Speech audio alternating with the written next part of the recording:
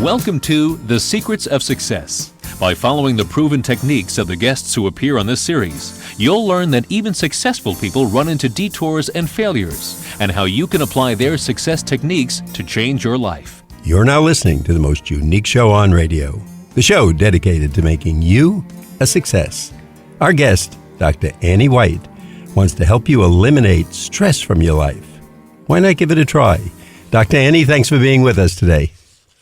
Well, thank you for having me. I'm honored to be here. Well, we're honored to have you. I told you before the show, I love your book. It's a very easy read. It's a lot of fun. And I found myself going through it like a novel when I'm supposed to be marking it up and looking for questions and learning things to ask you. Now, your book the title is The Calm Code. Am I correct? You are correct. Okay. I want to make sure we're starting on the right page with everything. And you start out by saying this book can revolutionize our lives. How is it going to revolutionize our lives? I know that's a big statement, isn't it? But I don't take it back. Okay, because what I do is I give a step-by-step 6-week process that can actually retrain your mind to be calm, happy, and balanced. And I guess we'll say in 6 weeks, we'll calmer, happier, and more balanced, because depending on where you are when you start, it might take you more than 6 weeks, but you will see a difference in that amount of time. And that's pretty revolutionary, I think. I think it's wonderful because back in my college days, I remember every semester was roughly 90 to 100 days, 3.5 months, something like that, depending on when the school started, when they wrapped up, etc. And if we can do anything in 6 weeks, I don't think if I went to the gym, you're going to notice too much of a change in 6 weeks. It's going to take me a little longer. Or if I went on a diet or if I tried to gain weight. So anything we can do in 6 weeks, and certainly in the environment we're in today, if it can make us calmer, less anxious, less stressful, I think that's what we're all looking for. Now, you had a unique word, and we've seen it before, neuroplasticity. Can you tell our audience what that means and how that fits into your book? 100%. When I was doing research for the book, and I did research over a decade, because I wanted to get to the root cause of our stress. And I knew it wasn't traffic jams or mother-in-laws or friends getting on our last nerve, you know? So when I found neuroscience, the science of the brain, I got to neuroplasticity, the word that you're talking about. And what it said was every thought, action, and emotion actually trains or wires our minds along those corresponding pathways. So for instance, every stressful thought will train your mind to be more and more and more stressed. Does that make sense? Makes a lot of sense. So in effect, almost like lifting weights. If I start out with 20 pounds and I get myself up to 50 pounds, I've strengthened that muscle because I'm doing it. And if I do it in a negative way, the same thing is going to happen, I guess. Is that correct? That's exactly right. Because neuroplasticity, just like weightlifting, it's not negative or positive. You can train or strengthen those negative parts of your brain, but the alternative is also true. You can strengthen the calm and happy parts as well. Now, I love quotes in the book, and you have a lot of great ones there, so you're going to see I'm going to throw them into this interview. But you have one from Wayne Dyer. I think it's at the beginning of chapter 1 or 2, and you say, "You are not stuck where you are unless you want to be." And I think for our audience, that's the perfect one to lead off in this show with, because you're giving us the opportunity. I think we're filled with a world of stress today, and you would know best because these are the people you see. Am I correct? That's 100% true. And we can decide to do nothing, but then when we do, nothing changes. And I didn't put this quote, but I love this quote. The definition of insanity, Einstein said this, is doing the same things and expecting different results, right? So we're not stuck where we are unless we want to be. And unless we make those changes, we're just going to stay stuck. No, so I love that you're bringing that up, because we can make the choice not to. And I love for our audience because it's just a few words and it's an easy reminder. We can put it on our phone, on our bulletin board, wherever, but it's really up to us. And you're giving us the tips, and they're right here today in a book that's fun and easy to read, which is the books I enjoy the most. Are we seeing, we seem to have so much in the world today. Medical care is getting better. We all know people who are living to 90, 95, 100 and over.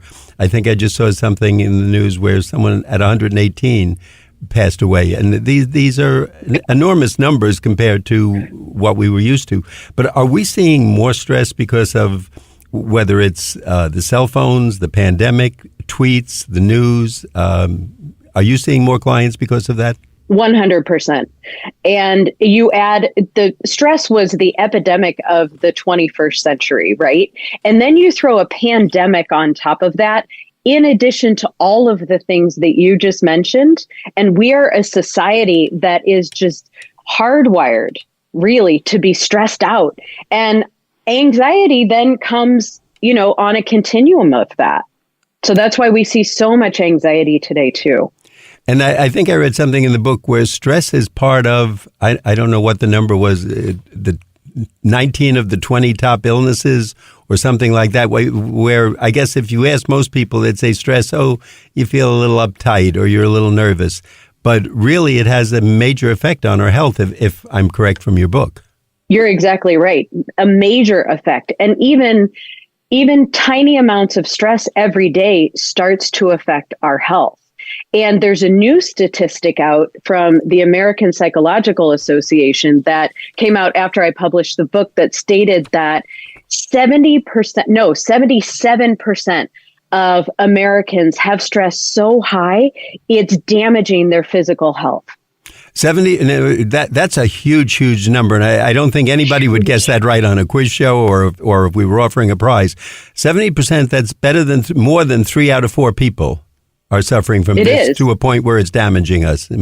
Is that the right interpretation of those numbers? That's the exact interpretation of those numbers. And I'm glad you brought this up because a lot of people don't realize how much stress can actually damage their health. And it starts the damage starts actually when you start to feel your breath changing, when they start becoming shorter, quicker, and closer together. You are going into the stress response and you want to do something to be able to calm yourself down in those moments. And if you're interested, I can give you a breathing tip that I really love. Please give it. I want all the tips I can get from you. You're the expert. Thank you. So in those moments when you're feeling your breath change, I want you to do 3 steps. First step, put your left hand on your chest and say to yourself throughout this entire breathing exercise, I am safe. I am not in a life-threatening situation right now. Or you can say life or death situation. I am safe. I am not in a life or death situation right now. Second step, I want you to move that hand down to your lower belly. And as you breathe in, I want you to feel your hand extend out toward the opposite wall. Step number 3, this is the secret weapon. I want you to use your right index finger and cover your right nostril. While you're doing this breathing exercise, breathe in and out only through your left nostril. Studies have shown that this activates your calm or parasympathetic nervous system and it calms you down faster. I stopped asking questions because I was actually doing it. And I have to tell you, in the middle of it, I thought, you're having fun at my expense. You're going to have me standing on one foot waving at aliens on Mars or something. But you're telling us that really works. It does. Try it. Try it for 1 to 2 minutes next time you get stressed. And somebody told me, well, I'm going to call you at 2 a.m. if it doesn't work. And I said, that's fine, because you're not going to call me. It works. and we will not give out your phone number, so we're going to protect you just in case someone has a problem with it. As I was reading a book, I couldn't help but think, I'm a sports fan, and everything today is metrics. How many people hit to the left field? How many people hit during the day or on sunny days or at night? And this almost seems like metrics for the mind. Would you analogize it that way? I would. And I would actually, when you state that, can you expand just a little bit about what you mean? Sure. You're giving us numbers and things that can help us get rid of that enormous stress. I think you just said it was 77% that we're seeing in people. And that's 3 out of 4. That's keeping doctors very busy. That's causing us other illnesses or leading to them. And I've experienced it in my life, so I know it's true. Sometimes the more tense things were at work, I would have physical manifestations of this. And you're giving us simple numbers, and just like you just said, if this didn't work, okay, it's nothing hard. We're not spending 6 months at the gym.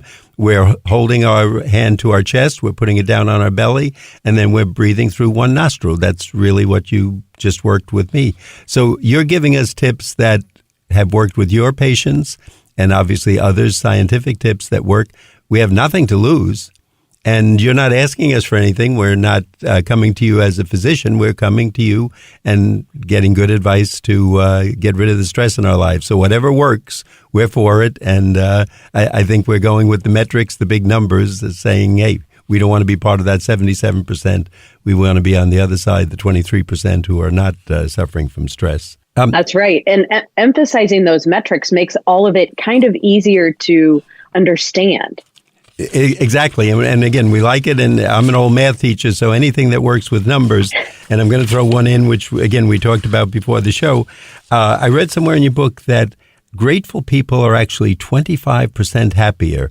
Now, that would be something I would never guess at numbers. So can you talk about that a little bit? Yes. And this is a scientific study that was done. And it showed that the people who were grateful and who practice gratitude are 25% happier than people who aren't. Why? Because they have trained their mind to actually be happier. They have strengthened with those grateful thoughts. They have strengthened those pathways, neural pathways in their mind and trained themselves to be happier. And I love that statistic because it shows concrete evidence that this stuff works. It does. And all we have to do is say thank you, or that's a nice hat you have on, or I love your new suit, or your tie, or your dress, or the new car you're driving, or maybe even the old car because you washed it. Dr. Annie, I have to tell you, I'm having so much fun asking you questions. I just kept going right through the break. So at this point, I have to let our audience know that you're listening to The Secrets of Success on the voice of Nassau Community College, 90.3 WHPC. I'm your host, Bill Horan. Our guest today is Dr. Annie White. She's the author of The Calm Code. And Dr. Annie, we would ask you, is there a website where we can learn more? Absolutely. I'm at DOCTOR, spelled out, AnnieWhite.com.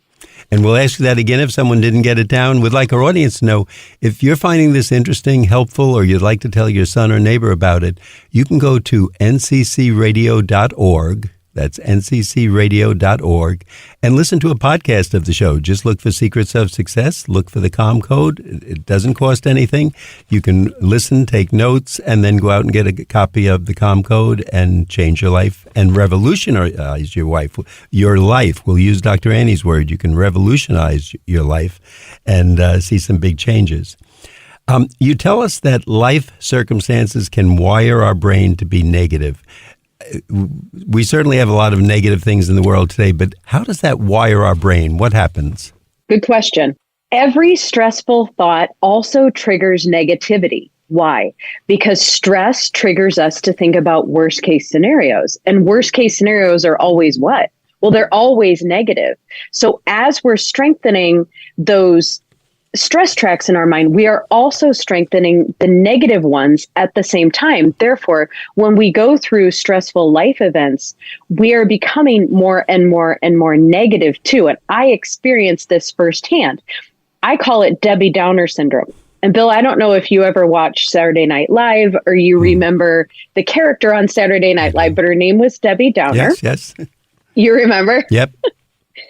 And everything people would say to her, she would throw through a completely negative lens, right? And then there would be this sound, wah, wah, behind her.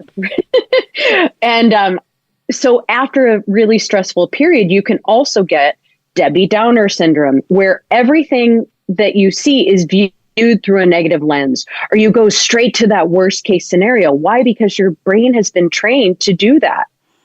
Now, the good thing, though, is if we follow your advice in the book, and I know this from going through it, we can change that quite a bit. I mean, we're all going to have some negative things no matter what. Someone's going to take our parking space. Taxes might be a little higher than we want. And, everything isn't perfect at our job or our home. But we can make significant changes by following your advice. 100%. And I learned this firsthand because I got to a point in my life where I was at such a point that I was irritable and I was anxious and I was depressed. And you can really wire yourself into a position where you're not your best self. And my husband couldn't take it anymore. And he actually walked out the door. And yeah, that's going to be the ultimate stress. It was, and it was crushing. And at the moment, I felt like a failure because he had walked out. And then I felt like a double failure because I had failed to take my own advice. I wasn't using my tools, which, I've always been a little bit stubborn, but sometimes too, when you have in your head that this is for someone else, it couldn't be for me. Why would I need tools for stress? And to tell you the truth, Bill, I probably need it more than 95% of my patients. But once I saw how well it worked, it just became my mission to get it into the hands of everyone who needs it, because I know what it's like to live like that. And it's really not fun. I think that's even better when we see a doctor who has whatever condition we feel we're suffering from, or we're advised that we might be entering or suffering from this, because you've been there and experienced it. You know the thoughts that's going to go through our minds, what fears we're going to have, and maybe the time limits to expect, whether it's like the pill that'll take action in 90 minutes or 90 days, whatever's going to happen. What are some of the major life events that you see when patients come in that cause us the most stress? Moving is huge. And with moving, we can also count going away to college for people, divorce, new job, losing a job, losing someone close to you, death of someone, death of a pet. A pandemic is huge. That's not actually on the top 10 list, but I think at this point we have to put it there. And even little things, even things that are exciting, like having a baby or relationships changing. Sometimes friendships end. We can't judge ourselves for those, and they're very, very stressful. And when we go through those periods, depending on how long they last and how long they affect us, our minds can actually get trained into that stress and negativity response. When we're suffering from stress, whether it's over a period of time, and I'm talking about maybe the day or 3 days, it's a tough week at work, we're submitting reports, things are stressful. Do we either block out or lose our logical thinking process? Oh, I love that question. That's a really smart question. Got everything from your book. So if you like it, it's thank you to you. Well, I love it because what high stress can do is it can have an effect on an area of the brain called the prefrontal cortex. And the prefrontal cortex is your decision maker.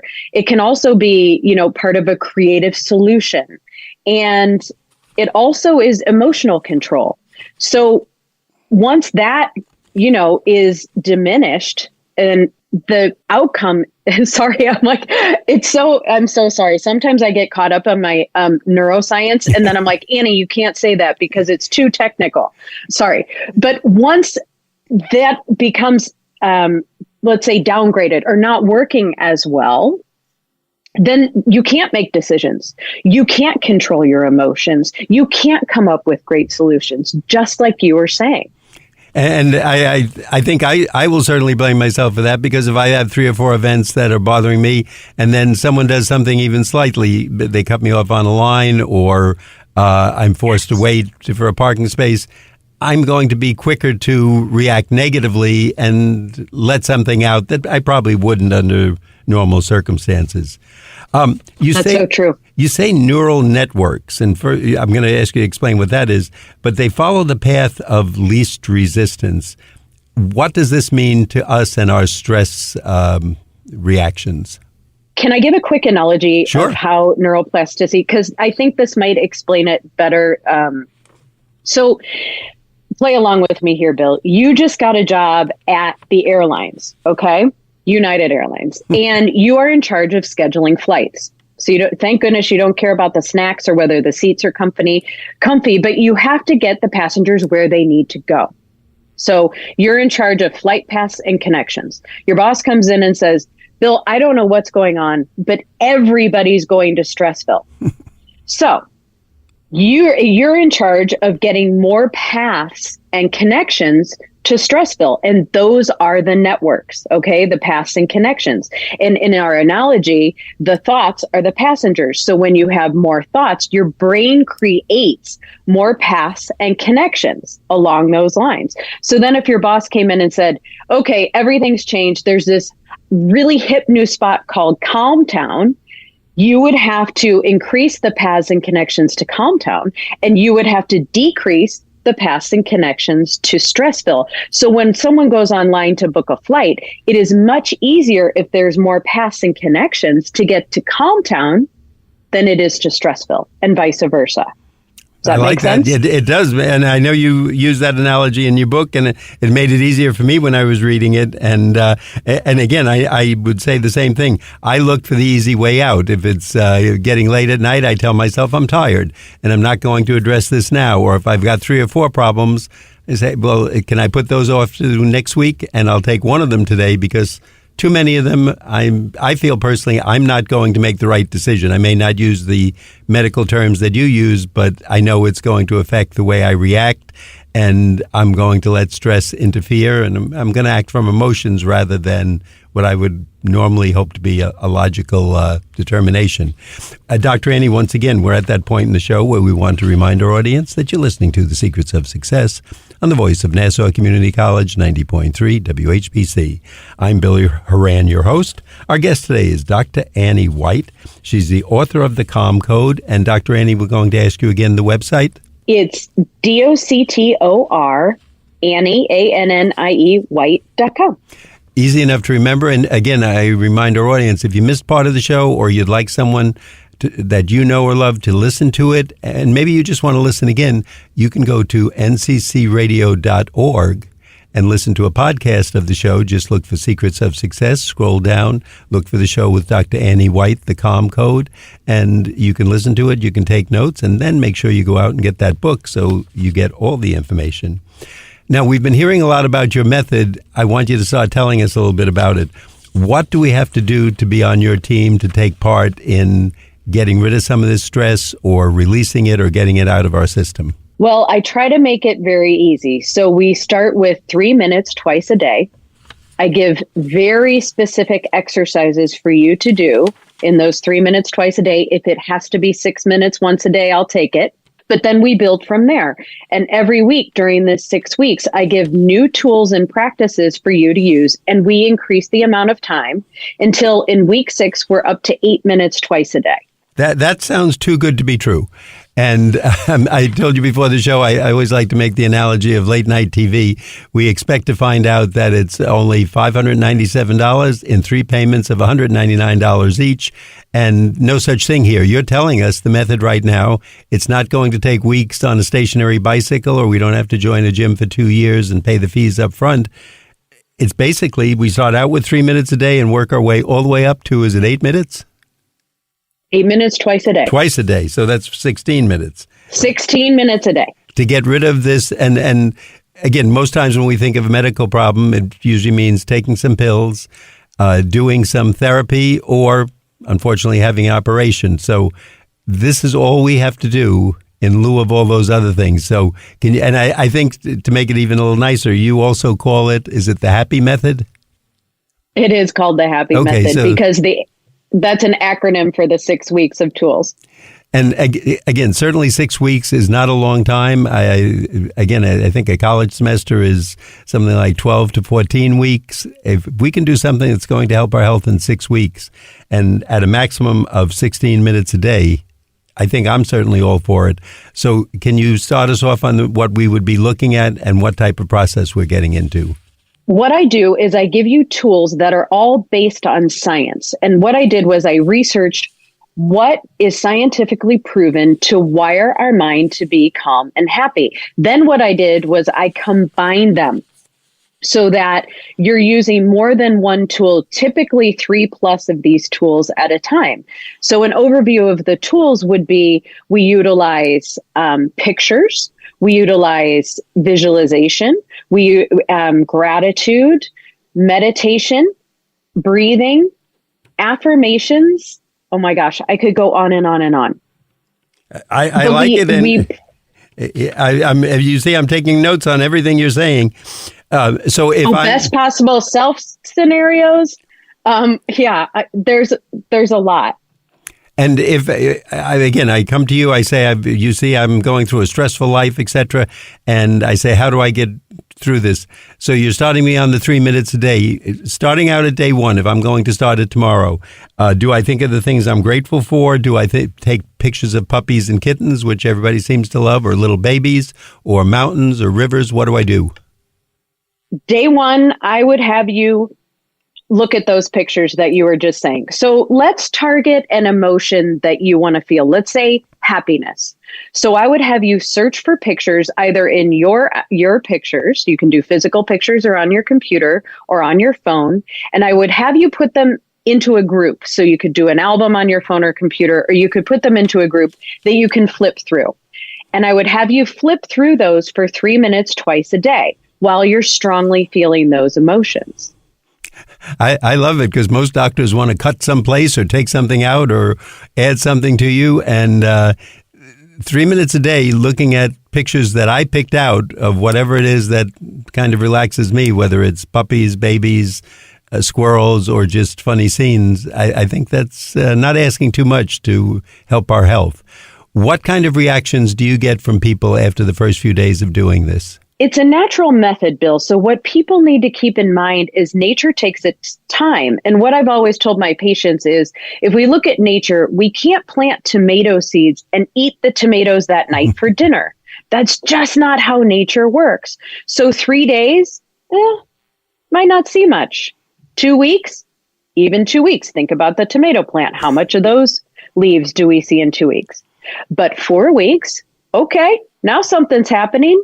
They're starting to blossom, and it just gets better and better and better. But I would say the first 2 to 3 weeks, don't expect to see too much because this is a natural method. But they do feel good at the time, which will tell you that they're working. And I know from going through your book, it's worked for many people. You wouldn't be sitting here writing a book and working with patients and the number of patients you have if they weren't working. But it's great to hear it from you. And again, I'm amazed at something that we can make so simple. And if we, again, ordered it on late night TV, it would probably be multiple payments and multiple zeros there. If we want to learn more, all we have to do is go out and get the book, The Calm Code, by our guest, Dr. Annie White. Dr. Annie, thanks so much for being with us today. Please give us that website one more time. It's Dr. DOCTOR, AnnieWhite.com, and you can grab the book on Amazon, Barnes & Noble, iBooks, Audible, IndieBound, and if your local bookstore doesn't have it, tell them to order it for you. And it's a fun read. I'll guarantee that because I've gone through it. Dr. Annie, thanks for being with us today, and thanks for helping our lives become less stressful. Thanks again. Thank you. I'd like our audience to know that you've been listening to The Secrets of Success on the voice of Nassau Community College, 90.3 WHPC. I'm Bill Horan, asking you to please join us again next week at the same time when we will continue our journey to success.